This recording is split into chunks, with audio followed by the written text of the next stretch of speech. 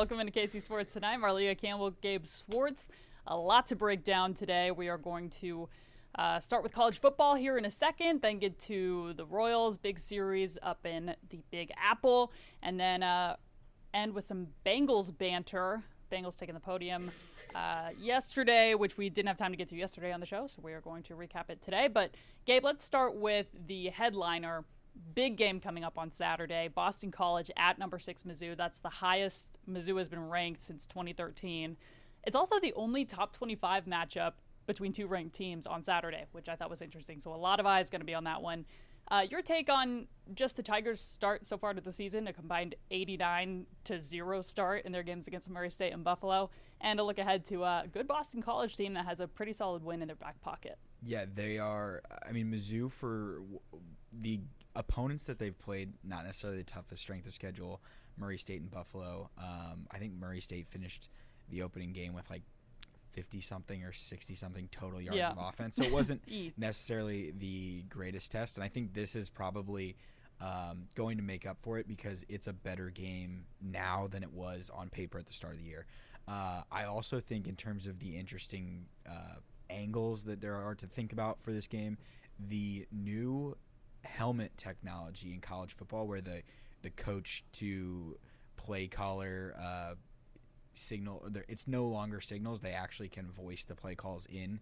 With Boston College having Bill O'Brien, an NFL coach who's used to doing that, they looked like they were really competent at getting those play calls in and being calm and coordinated in a tough.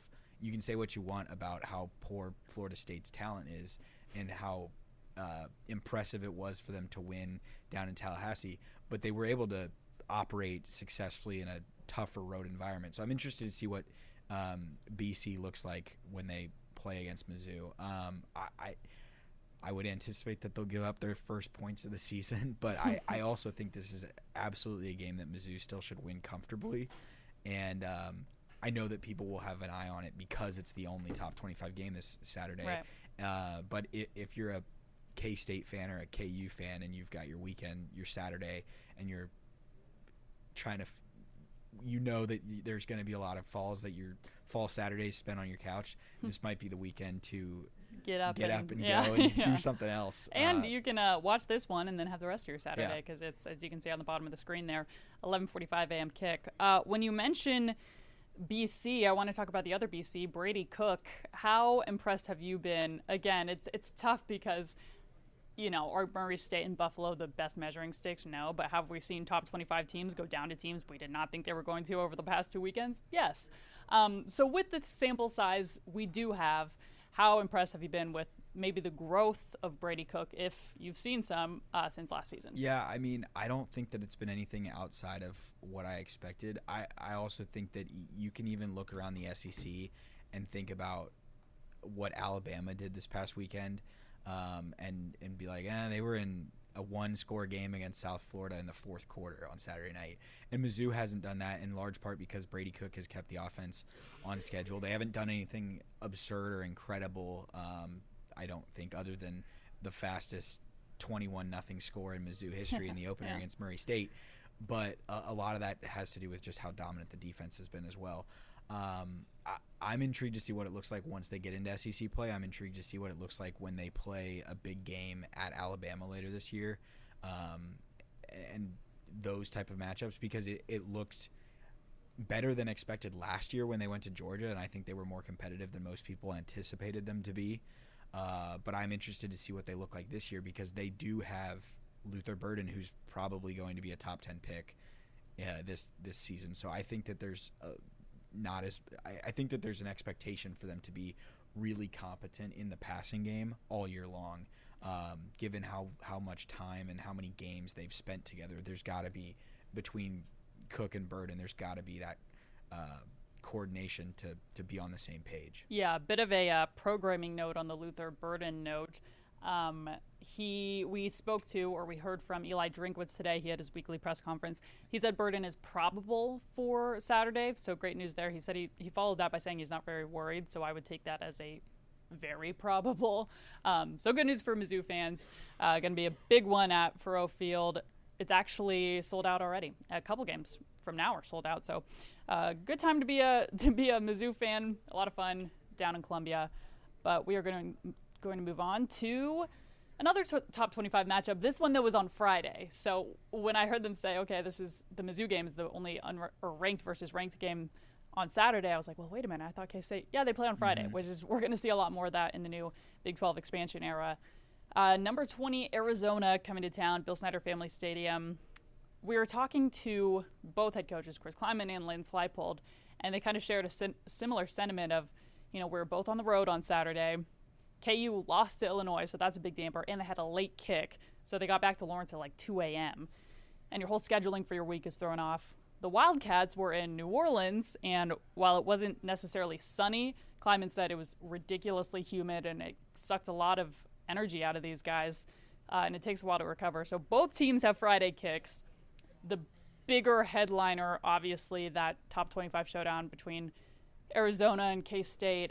Gabe, your thoughts on this one, and specifically K-State coming off of a big road win over Tulane? Yeah, I think it's I thought one of the most interesting things that Kleiman said today was that he's in favor of the Big 12 either going back to 8 games or going up to 10 games in conference schedule, which is interesting because K-State will play 10 Big 12 opponents this year. They will only get credit for playing 9 Big 12 games because this was a non-conference game that was scheduled before Arizona there was the news that Arizona was going to leave the Pac-12 and leave the Pac-12 as quickly as the four corner schools all arrived in the conference. So while this is a game between two teams that you could see in Arlington later this year, it's not a game that will actually impact the Big 12 race aside from just building confidence and kind of testing these teams to see what they really have. I think that it's interesting that K-State was tested for certainly against Tulane in terms of backs against the wall, down by a touchdown in the fourth quarter at one point. Yeah, came down to the last play. And it comes down to that last drive for Mensa and Tulane, and they were tested beyond, I think, what probably K-State fans believed, although Tulane got them 2 years ago in Manhattan. So I think that you see anybody go and win on the road against a team that's going to vie for that group of 5 playoff spot. It's impressive for K-State. I'm intrigued to see, because K-State's secondary did not look good against Tulane, and that was Tulane, and this is Arizona with Noah Fafita and Tetaroa McMillan. McMillan's a guy who's going to be a first-round pick as well in the NFL draft, presumably this year. He had 300 yards and 4 touchdowns against New Mexico in their first game for Arizona, so I'm very fascinated to see what the Arizona passing attack looks like against the K-State secondary, because it looked so questionable, for a lack of a better word, on Saturday morning.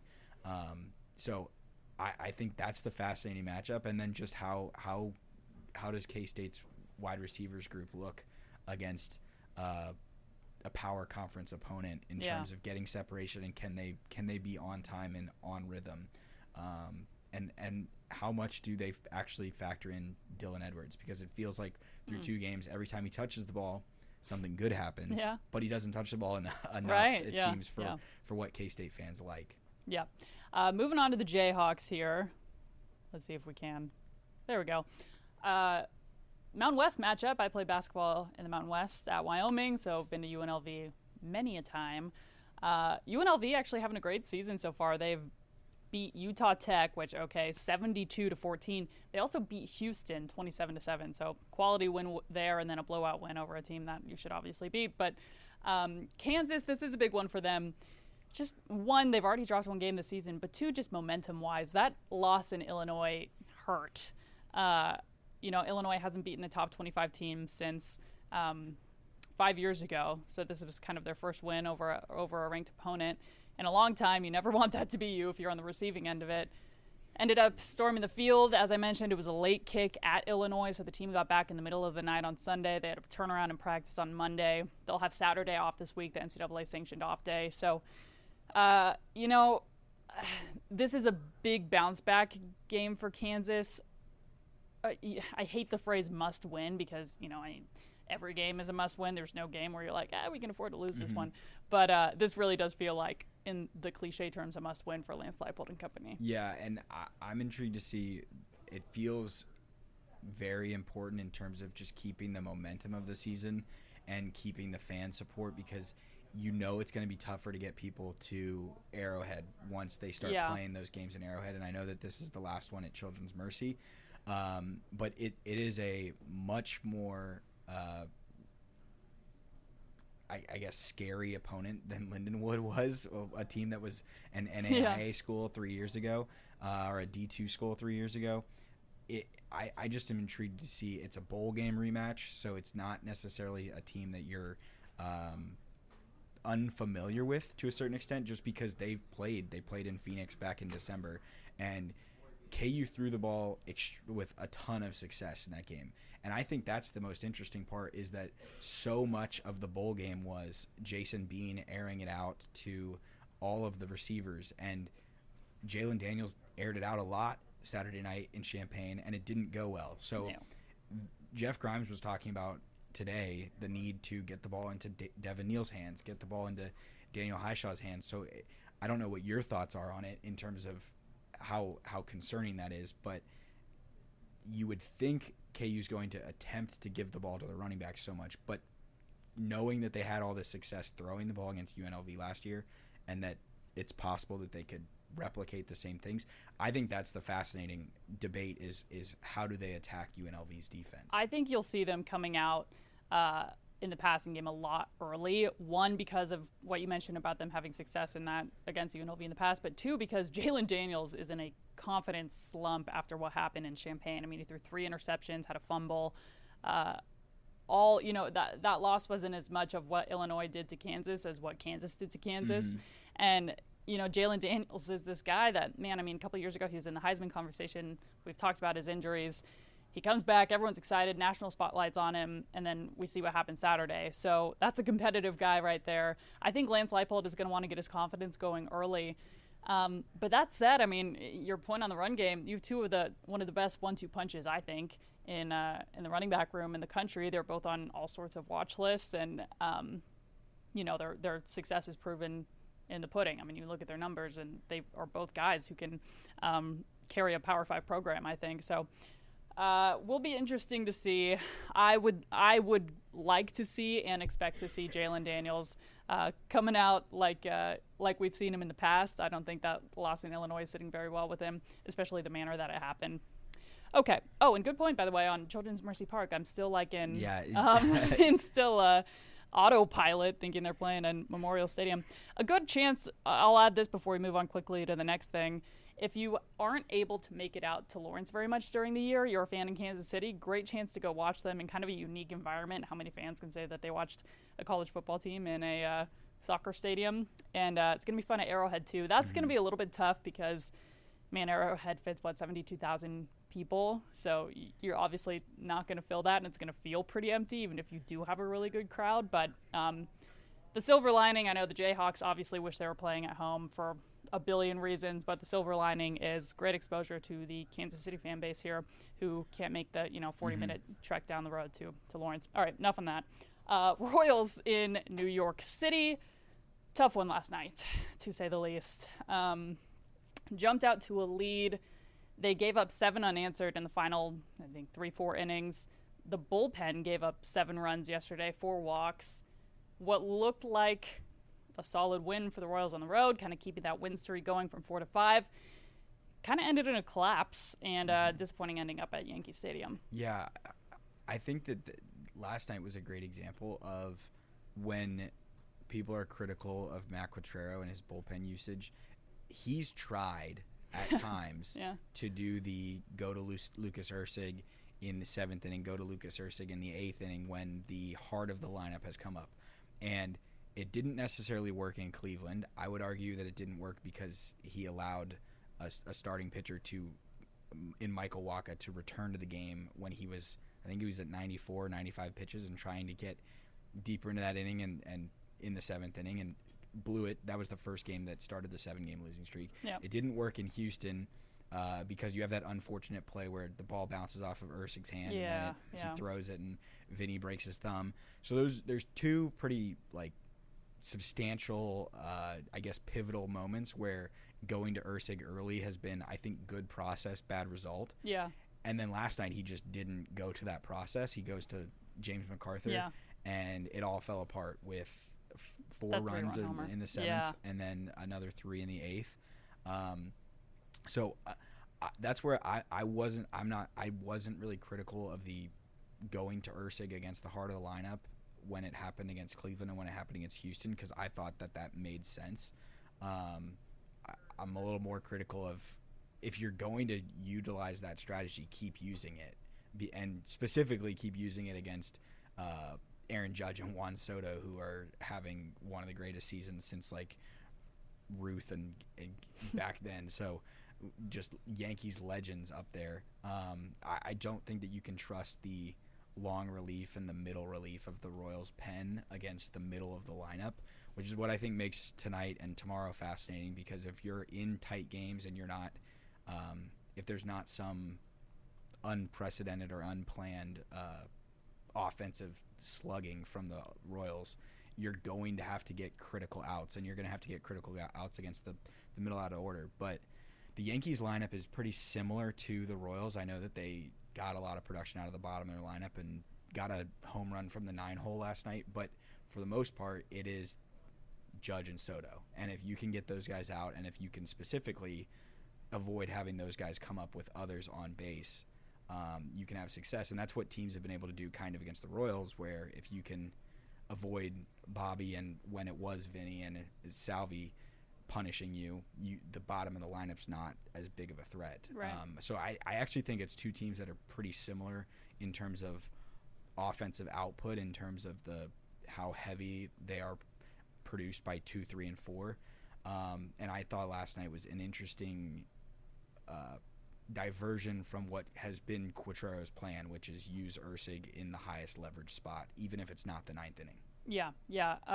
Obviously, the negative of that game being the bullpen. The positive being Salvi, 2 RBI singles and a home run. That's now his 8th home run at Yankee Stadium in 16 games, which I just thought was a wild stat. I guess you attribute it to the outfield and everything. But last night was not a cheapie. Yeah, that one could have gone anywhere. Yeah. But yeah, great night by Salvi. The key number here, 93.2. That is the percent chance Fangraph gives the Royals to make the playoffs. So it would take virtually an utter collapse. I'm going to knock on wood. Chance to steer the ship in the right direction comes with the window night. That game kicks off at 6:05, so just about under 20 minutes from now if you're watching this live. Okay, we're going to end with a little bit about the Bengals. We didn't hear from the Chiefs today. We're going to hear from them tomorrow. So that's going to be Andy Reid, Patrick Mahomes at the podium, plus another TBD player will also be in the locker room tomorrow. So if you want to hear that sound that you can't catch, on the live stream or anything, tune in to KCTV5 in the afternoon shows for all of the behind-the-scenes sound from players heading into week 2. But Gabe, I just want to end on a quick note on this. Bengals taking the podium. Head coach Zach Taylor said they were like losing sleep over that loss. Like, the loss to the Patriots really seemed to affect this team.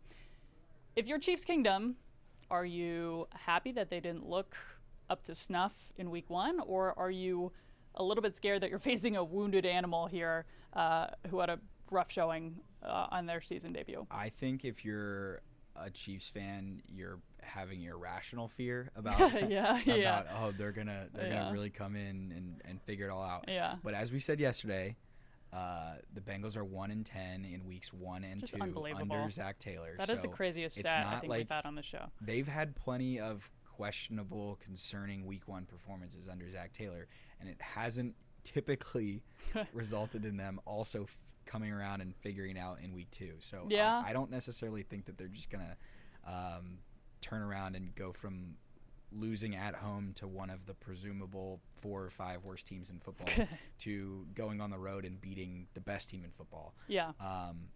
Now I know that Andy Reid is much more focused and intent individual than most in Chiefs Kingdom are going to be on this task, and thus I wouldn't stress. Maybe that's more rational thinking than most of Chiefs Kingdom is going to do this week in the lead up. But between all of that, between the fact that the Chiefs have a 3-day rest advantage because they played on Thursday compared to Sunday, and then that it's unlikely that T. Higgins is playing, Yeah. I would feel pretty good about this if I was a Chiefs fan and I was looking forward to Sunday. I think there's a really good chance that the Chiefs are 2-0 on Sunday with head-to-head wins over two presumable. I still think the Bengals can figure it out and make the playoffs if Joe Burrow is not actually as hurt as he looks with his wrist still being an issue. But I guess what I'm saying is I'm at like on a 1 to 10 panic scale of, oh my goodness, the Bengals are going to figure it out for this AFC rivalry game. I'm at like a 1. Okay. Wow. Okay. Well, Gabe is not worried. I'm not worried. The odds makers aren't worried. Chiefs right now a 6.5-point favorite going into the weekend. Speaking of favorites, kind of rounding this out full circle, Mizzou opening as a 16.5-point favorite over Boston College, which I thought was substantial for a top 25 matchup. Obviously, Boston College recently climbing into the top 5. Mizzou, one of the top teams in the country, but a little bit of a tidbit to end this show. I know, right? All right, that'll do it for us today. Again, reminder to tune into this show tomorrow, and Chiefs Patrick Mahomes at the podium. We'll have that streaming live as well. So a lot of coverage coming up on the back half of the week here. But for now, that'll do it for us today. Hey, thanks, Gabe.